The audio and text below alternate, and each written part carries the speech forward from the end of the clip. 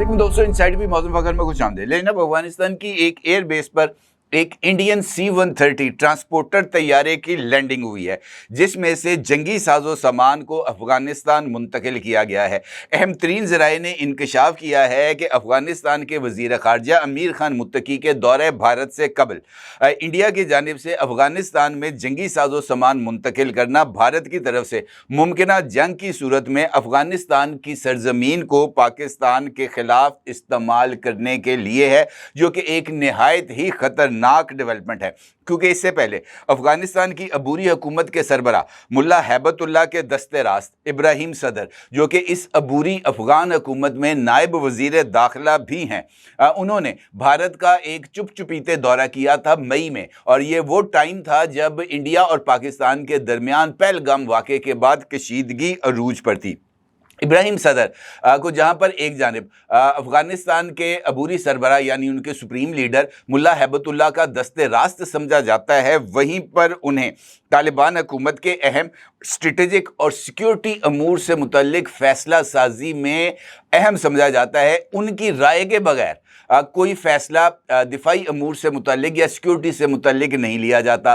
अहम बात यह भी है कि इब्राहिम सदर पाकिस्तान के हवाले से मुस्बत राय नहीं रखते और उन्हें अफगानिस्तान की अबूरी हुकूमत में पाकिस्तान मुखालफ समझा जाता है। लिहाजा ऐसे शख्स से जो कि पाकिस्तान मुखालफ जज्बात रखता हो, उसके साथ भारत की तरफ से खुफिया चैनल खोलना जाहिर करता है कि इंडिया अफगानिस्तान और उनकी हुकूमत के पाकिस्तान मुखालफ अनासर की मदद से पाकिस्तान के खिलाफ ही एक नई पेशबंदी कर रहा है। और इस पेशबंदी के इब्तदाई असरात हमें ये जो भारत की तरफ से नाम नहाद ऑपरेशन सिंदूर, जो कि उनके लिए ऑपरेशन तंदूर बन गया था, उसके बाद खैबर पख्तूनख्वा और बलूचिस्तान के अंदर दहशत गर्दी की कार्रवाइयों में इजाफे की सूरत में सामने आया, जहां पर पाकिस्तान और चाइना दोनों की तरफ से बारहा अफगान हुकूमत को यह बात बावर कराने की कोशिश की गई कि अफगानिस्तान की सरजमीन पाकिस्तान के खिलाफ दहशत गर्दी और चाइना के मफादात के खिलाफ इस्तेमाल हो रही है। लिहाजा अफगान हुकूमत को चाहिए कि वो या तो पाकिस्तान की सरहद के करीब मुबैना दहशत गर्दी के मराकज़ को अपनी सरहद से दूर ले जाए, या दहशत गर्दी की इन पनागाहों के खिलाफ खुद क्रैकडाउन करते हुए इन दहशत गर्दों को या तो कैफरे किरदार तक पहुंचाए या इनको पाकिस्तान के हवाले कर दे। लेकिन इसके बावजूद इस हवाले से कोई पेशरफ्त सामने नहीं। क्या आप एक बिजनेस ओनर हैं और चाहते हैं कि आपका ब्रांड ज्यादा से ज्यादा लोगों तक पहुंचे? हमारे पास है आपके लिए एक बेहतरीन मौका। हमारे YouTube चैनल पर रोजाना हजारों लोग वीडियोस देखते हैं। ये वही लोग हैं जो बाखबर, बाशऊर और फैसला करने वाले हैं। अब आप अपने बिजनेस को बराह रास्त हमारे YouTube चैनल पर प्रमोट कर सकते हैं। प्रोडक्ट प्लेसमेंट और स्पॉन्सर्ड सेगमेंट्स के जरिए आप अपने ब्रांड को लाखों पोटेंशियल कस्टमर्स तक पहुंचा सकते हैं। तो देर किस बात की, आज ही अपने बिजनेस को नए लेवल पर ले जाएं। For more information, call us 923338122280। हद तो ये है कि अफगानिस्तान के वजीर दिफा जो कि साबिक अमीर जो थे तालिबान के मुल्ला उमर, उनके साहबजादे हैं मुल्ला याकूब, उनकी तरफ से वाज़ेह तौर पर इस बात का इजहार किया गया कि अफगानिस्तान में दहशत गर्दी के कोई मराकज़ मौजूद नहीं है। जबकि पाकिस्तान की तरफ से सलामती कौंसिल में पाकिस्तान के मुस्तकिल मंदूब जनाब आसिम इफ्तिखार की तरफ से 60 दहशत गर्दी मराकज़ के हवाले से आगाह किया गया अक़वाम मुत्तहिदा को। तो ये सूरत हाल इनफैक्ट इस बात की तरफ अक्कासी कर रही है कि किसी न किसी लेवल पर अफगानिस्तान और इंडिया का पाकिस्तान के खिलाफ एक अलाइंस, गैर एलानिया अलाइंस, वो वजूद पा गया है। अब इस सूरत हाल में ये सवाल बड़ी ही अहमियत का हामिल है कि ये जो इब्राहिम सदर हैं, इनके दौरे के बाद जो कि इंडिया का उन्होंने खुफिया दौरा किया था, और कुछ इतलात के मुताबिक इस दौरे में इंडिया की तरफ से अफगानिस्तान के लिए माली मदद के तौर पर $20 करोड़ का डोनेशन भी दिया गया था।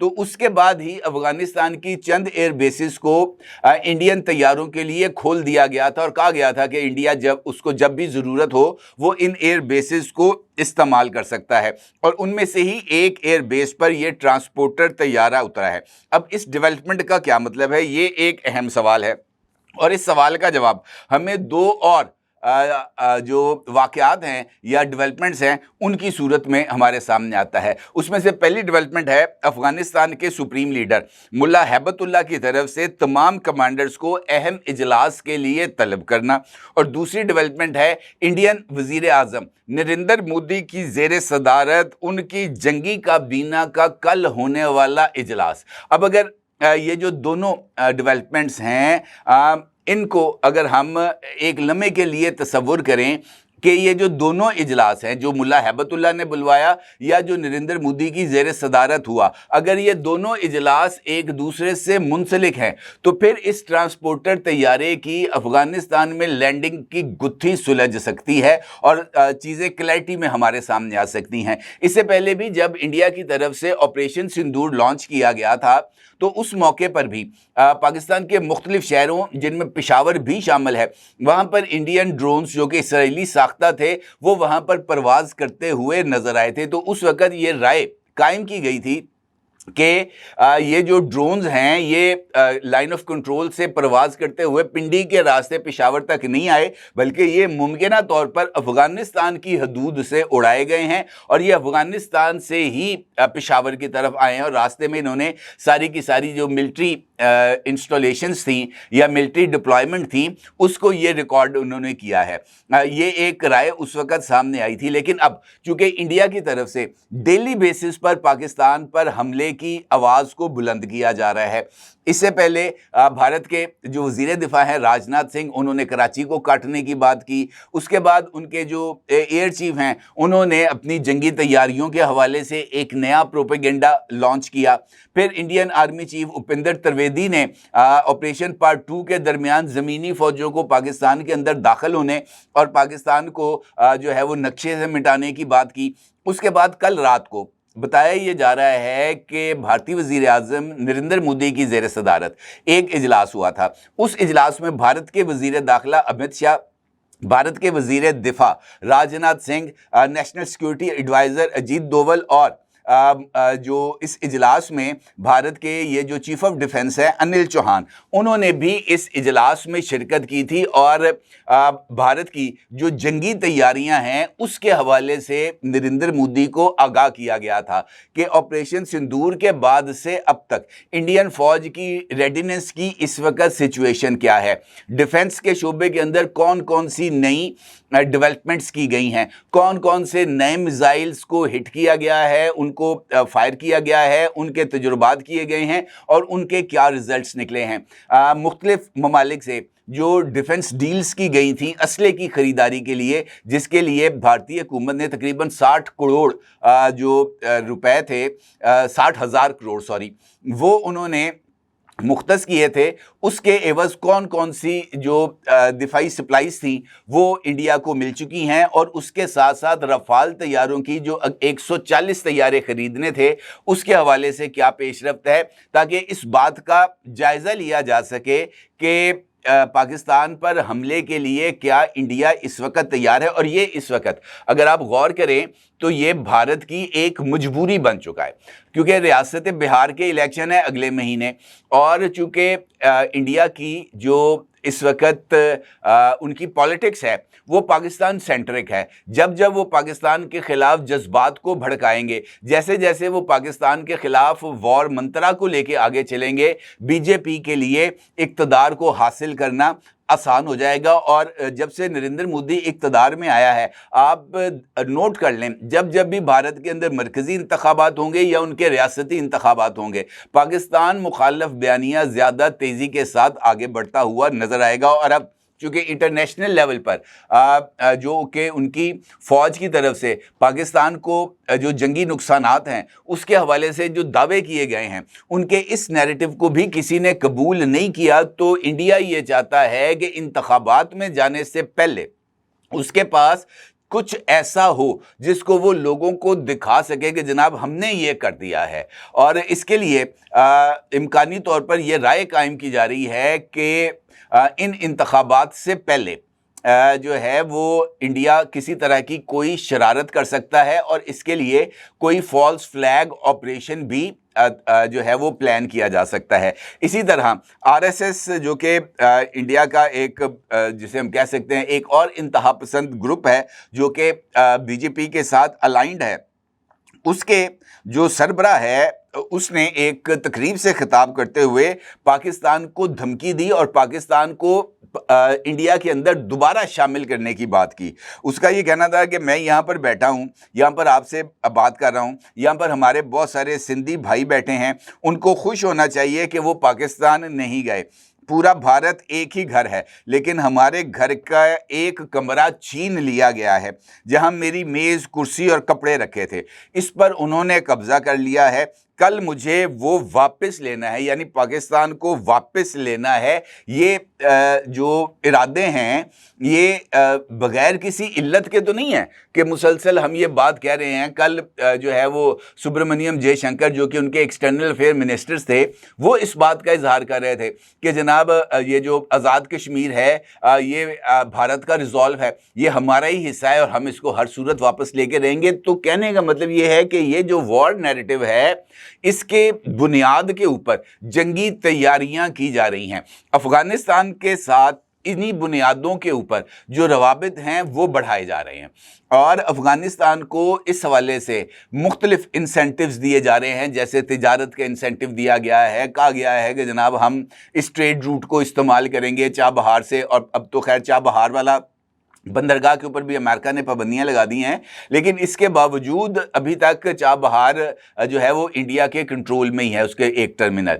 तो उनका ये कहना है कि हम यहाँ से जनाब सेंट्रल एशिया तक जाएंगे, आपका ये जो रोड्स हैं, नेटवर्क है, इसको इस्तेमाल किया जाएगा और इसके एवज हम आपको पैसे देंगे। इसके साथ साथ चंद नए प्रोजेक्ट्स वहाँ पर शुरू करने की बात की गई है। दरियाए काबुल का रुख मोड़ने के ऊपर इंडिया बड़ी हैवी इन्वेस्टमेंट कर रहा है।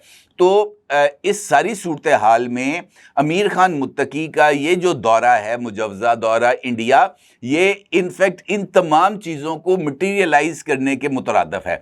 और जिस तरीके से ये ट्रांसपोर्टर तैयारे की लैंडिंग की वीडियो इस वक्त उसकी जो झलकियां हैं, उसके जो तस्वीरी शवाहिद हैं, वो इस वक्त आप अपनी स्क्रीन पर भी देख सकते हैं। तो ये शवाहिद इनफैक्ट इस बात की तरफ इशारा कर रहे हैं कि किसी न किसी जगह पर इंडिया और अफगानिस्तान दोनों के दरमियान ये एक गैर एलानिया मुफाहमत तय पा गई है। अब इस सारे सिनेरियो के अंदर मुल्ला हैबतुल्लाह की ज़ेर सदारत जो इजलास है, जिसमें तमाम अफगान कमांडरों को बुलाया गया है, तो उसके दो एस्पेक्ट्स मेरी नज़र में अहमियत के हामिल हैं। एक ये कि इस वक्त जो अबूरी अफगान हुकूमत है उसको शुमाली इत्तेहाद का एक चैलेंज दरपेश है।